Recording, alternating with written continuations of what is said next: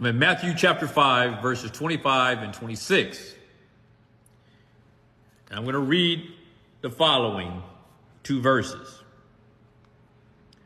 Agree with your adversary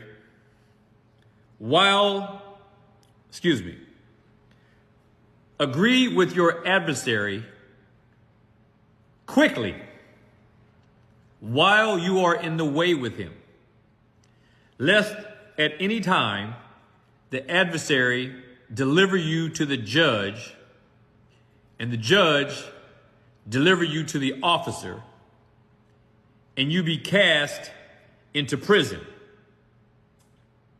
Assuredly, I say to you, you will by no means get out of there till you have paid the last penny.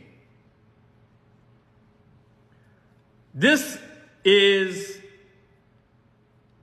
under the section of scriptures where the Lord delivers the Beatitudes. And in this particular section,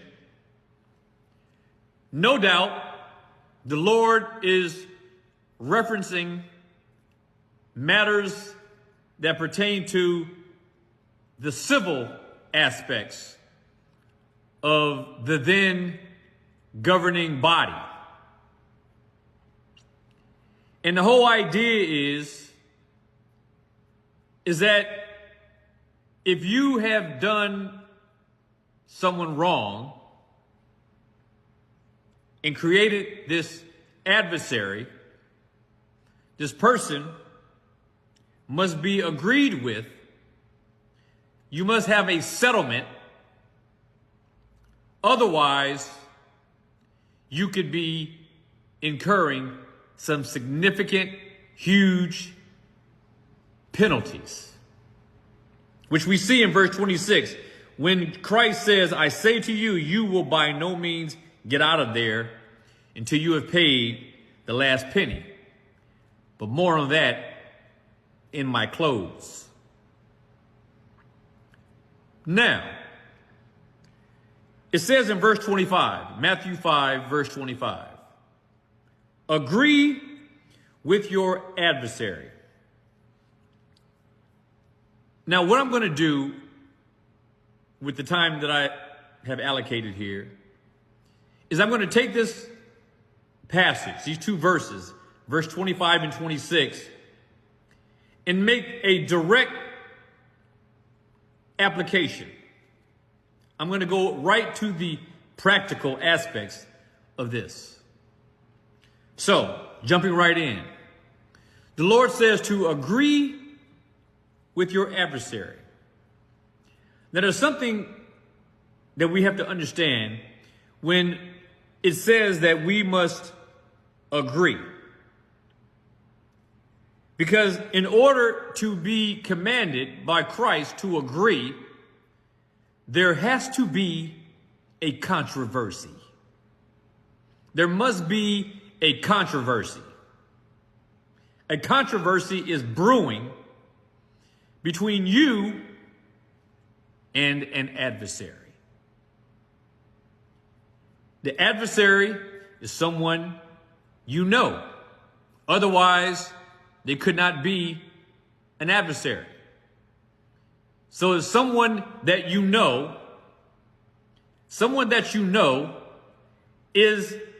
has a controversy with you or you with this person. So, an agreement must be established in order to prevent the worst thing to happen. Now, in the text, it is plain that Christ is addressing us. He's addressing us. He's addressing mankind. And the controversy is between man and Christ. Between man and God. There's a controversy going on. And the outcome is going to be dire unless a settlement or an agreement has been established. So Christ says to agree with your adversary. He's telling us to agree with our adversary quickly. Quickly. So we know that the adversary is someone that you know. Christ is the adversary. We as sinners are those who need to agree with him in order to avoid something catastrophic to our souls. Sinners.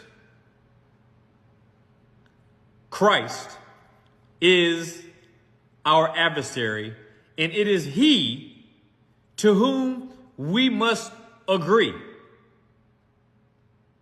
And it is not only that we must agree with him quickly. To acknowledge him as an adversary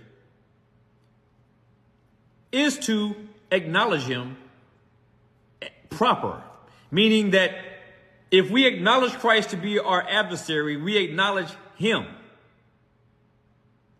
There are lots of people in this world who acknowledge Christ, but they do not acknowledge the adversarial nature of their relationship between themselves and him. What does it mean for us to agree with Christ, who is our adversary? It means that we must agree with him as it pertains to how he sees us. He wants us to see ourselves in the proper light. What is our condition? We are lost sinners in need of salvation.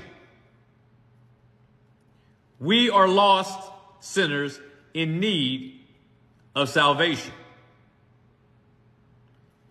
And if we do not turn to Christ, it's because we refuse to agree with his position when it comes to our actual condition. We need to agree with our adversary, and our adversary is Christ. To agree with him is to acknowledge